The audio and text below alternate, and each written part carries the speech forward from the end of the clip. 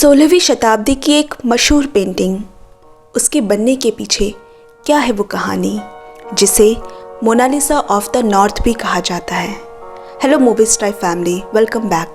आज की मूवी का नाम है girl with the pearl earring. Director है पीटर वेबर और IMDb रेटिंग 6.9 है।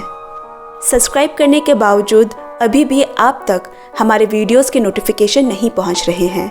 जिन्होंने अभी तक चैनल को सब्सक्राइब नहीं किया वो पक्के से सब्सक्राइब कर ले और पक्के से नोटिफिकेशन बेल को भी हिट करे। घड़ों और बर्तनों पे नक्काशी करने वाला जो बूढ़ा होते होते अपनी आंखों की रोशनी खो चुका है, और इसके साथ ही घर के हालात भी इतनी तेज़ी से बदल गए कि उनका परिवार संभाल नहीं पाया और उनकी इकलौती बेटी ग्रेटा को नौकरानी बनकर जाना पड़ा शहर के बीचों बीच मिस्टर योहानस वेरमेयर और उसकी वाइफ कैथरीन के घर, जहां उनके 5 बच्चों के अलावा रहती है कैथरीन की मां मारिया। मिस्टर वेरमेयर 16वीं शताब्दी के जाने माने पेंटर है, मगर कुछ समय से उनकी पेंटिंग अच्छे दाम पर नहीं बिकने की वजह से मंदी चल रही है। रास्ता ढूंढते हुए ग्रेटा उनके घर पहुंची। नौकरानी तनेके ने उसे पूरे घर का काम समझाया। उसके काम में शामिल है पानी भरना, बर्तन धोना, बाजार से मांस मच्छी खरीद कर लाना, यानी कि बिल्कुल ही निम्न स्तर का काम। घर की साफ सफाई में घर का वो हिस्सा भी शामिल है जहां किसी को जाने की इजाज़त नहीं। मिस्टर वेरमेयर की पेंटिंग का कमरा। सोने के लिए ग्रेटा को बेसमेंट दिया गया जहां मिस्टर वेरमेयर की कुछ पुरानी पेंटिंग्स भी पड़ी हैं। अगले दिन से ही वो काम पर लग गई। मिसेस कैथरीन के रूप में ही झलकता है कि उन्हें नौकरों के बारे में जानने में कोई खास रुचि नहीं। ये सब उसकी माँ मारिया ही संभालती है। उनके घर पे ना होने की वजह से कैथरीन ही ग्रेटा को ऊपर पेंटिंग वाले कमरे में ले गई और उसे सख्त हिदायत दी कि एक भी चीज़ इधर से उधर ना हो।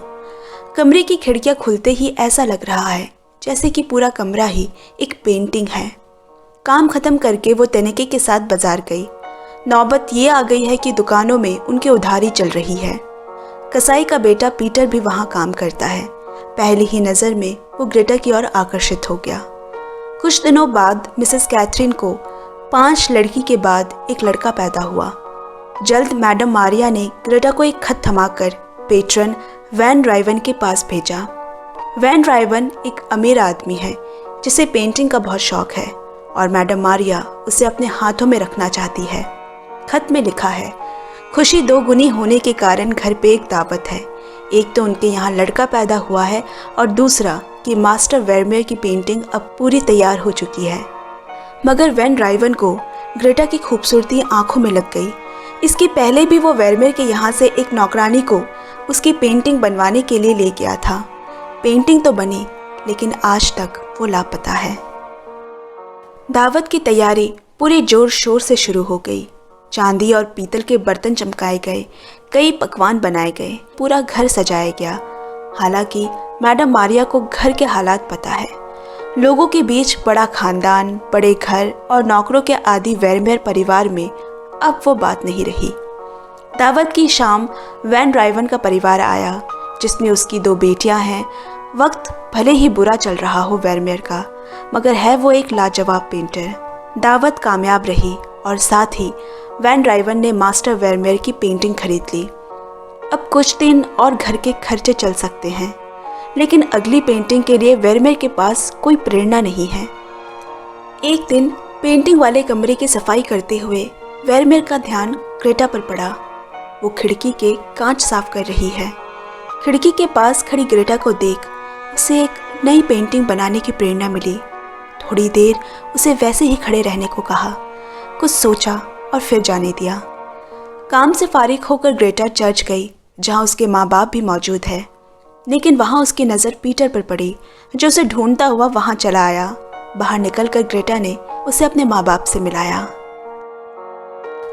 मैडम मारिया एक बहुत तेज नज़र वाली औरत है। उसके आंखों से कुछ नहीं छुपता। उसने ग्रेटा को काम के बीच में ही रोककर कहा, वेरमेयर कई अरसे बाद दोबारा पेंटिंग बना रहा है। लगता है उसे किसी से प्रेरणा मिली है। अक्सर काम करते हुए दोनों एक ही कमरे में मौजूद होते। जो कि ग्रेटा के पिता भी कला से जुड़े हुए हैं, इसीलिए उसकी भी वेरमेयर की पेंटिंग में दिलचस्पी पैदा हो रही है। धीरे धीरे दोनों घुलने मिलने लगे। वेरमेयर के कहने पे ग्रेटा उसे रंग बनाने में मदद भी करने लगी। वेरमेयर को भी अच्छा लगने लगा कि कोई तो है इस घर में जो उसे उसके काम को समझता है। वेरमेयर की मछली बेटी कॉर्नेलिया पता नहीं क्यों ग्रेटा से बहुत जलती है। उसे दोनों को एक साथ देखकर अच्छा नहीं लगता। इधर मिसेस कैथरीन बस अपने पुश्तैनी महंगे गहनों की साज सज्जा में ही दिन बिता देती। उसे और किसी चीज़ का होश ही नहीं। यहाँ तक कि नवजात बच्चे के स्तनपान और देखभाल करने के लिए भी एक आया रखी है। इससे तेने के गुस्सा है, क्योंकि एक तो उसका काम बढ़ गया और दूसरा उसे नई आया से सोने की जगह भी बांटनी पड़ी। इसकी शिकायत करने पे वेरमेयर ने ग्रेटा की जगह तेनेके को दे दी और ग्रेटा के सोने का इंतज़ाम ऊपर उसी पेंटिंग वाले कमरे में कर दिया। इस बात से ग्रेटा भी खुश है। घर के काम निपटाकर वो मास्टर वेरमेयर के साथ उसी कमरे में घंटों रहती है। उनमें किसी तरह के संबंध नहीं है, बल्कि एक लगाव है, एक समझदारी है। लेकिन जब जब उसे मास्टर वेरमेयर और मैडम कैथरीन की नज़दीकी चुभने लगती, वो पीटर से मिलने जाती। उसे लगता कि उसकी दिल की खाली जगह शायद पीटर भर सके। एक दिन कैथरीन गुस्से में ऊपर कमरे में आई और कहा कि उसका बेशकीमती सामान चोरी हो गया है और दोष ग्रेटा पे लगाया गया, क्योंकि पेंटिंग कमरे तक आने के लिए उसे कमरे से गुजरना पड़ता है जहां वो सामान रखा था। लगभग ग्रेटा को दोषी करार दे दिया गया। उसने मास्टर से गुहार लगाई कि उसने कोई चोरी नहीं की। फिर मास्टर वेरमेयर ने पूरा घर ढूंढा और आखिरकार वो कॉर्नेलिया के बिस्तर के नीचे मिला। मैडम मारिया ने कॉर्नेलिया को सज़ा दी, जो कि कैथरीन को बिल्कुल पसंद नहीं आई, और अब वो अगले मौके की तलाश में है। वैन राइवन को फिर से दावत में बुलाया गया ताकि वो उसकी नई पेंटिंग देख सके। लेकिन पहले से ग्रेटा पे बुरी नज़र रखे वैन राइवन ने इस बार वेरमेयर को उसकी और ग्रेटा की पेंटिंग बनाने को कहा, जिसके लिए वो ग्रेटा को उसके घर भेज दे। उसकी बातें सुन वेरमेयर पहले तो चौंक गया। वो इस बात के बिल्कुल खिलाफ है। उसने वैन राइवन से एक सौदा किया। वो उसे उसके पास जाने तो नहीं देगा, पर उसके लिए ग्रेटा की एक पेंटिंग ज़रूर बना सकता है। इस समझौते को वेरमेयर और मारिया ने कैथरीन से छुपा कर रखा, नहीं तो वो बहुत नाराज़ होगी। सबसे छुपाकर वेरमेयर ग्रेटा की पेंटिंग बनाने लगा। पेंटिंग लगभग बनने को हो आई है, लेकिन अभी भी कोई एक चीज़ अधूरी है जो वेरमेयर को परेशान कर रही है। और फिर उस शाम उसने कैथरीन के कानों में मोती की 2 बूंदें जैसी बालियाँ देखी और उसे समझ आ गया कि उसे क्या करना है। पर इसे करने से ग्रेटा हिचकिचा रही है। मैडम कैथरीन को पता चल गया तो अच्छा नहीं होगा। वैन राइवन पेंटिंग लेने के बहाने रोज़ उनके घर आने लगा। असल में वो ग्रेटा की फिराक में है, क्योंकि उसे लगता है कि ज़रूर ग्रेटा और वेरमेयर में कोई नाजायज़ संबंध है, इसीलिए वो उसे जाने नहीं दे रहा। एक दिन उसे अकेला पाकर उसे ज़बरदस्ती करने लगा, मगर कामयाब नहीं हो पाया। मैडम मारिया भी समझ रही है कि जल्द ही पेंटिंग नहीं मिली तो वैन राइवन उनके हाथ से निकल जाएगा। एक दिन जब कैथरीन घर पर नहीं है, मैडम मारिया ने ग्रेटा को वो मोती की बालियाँ दी और कहा, ये काम आज ही करना होगा। ग्रेटा के कानों में बालियाँ डालने के लिए सुराख नहीं है। मास्टर वेरमेयर ने गरम सुई से उसके कानों में छेद बनाए। दर्द के साथ ग्रेटा ने वो बालियाँ पहनी। एक पल के लिए दोनों करीब आ गए, लेकिन उन्होंने खुद को संभाल लिया। काम खत्म होने के बाद ग्रेटा अपने अंदर की उत्तेजना मिटाने पीटर के पास गई। पीटर तो कब से उसी के इंतज़ार में है। पीटर ने उससे शादी के लिए पूछा, पर वो बिना कोई जवाब दे चली गई। सुबह सुबह घर पे भौचाल आ गया जब कॉर्नेलिया से कैथरीन को पता चला कि उसके पीछे इस घर में क्या हुआ था। ग्रेटा की पेंटिंग बनाई जा रही है और वो भी मेरे गहनों के साथ। उसने ग्रेटा को उसी वक्त घर से निकल जाने को कहा। ग्रेटा मास्टर वेरमेयर की तरफ देख रही है, जैसे वो कह रही है कि क्यों नहीं कह रहे कि ग्रेटा की कोई गलती नहीं, क्यों नहीं ग्रेटा को जाने से रोक रहे। मास्टर वेरमेयर बिना एक शब्द कहे बस खड़ा देखता रह गया।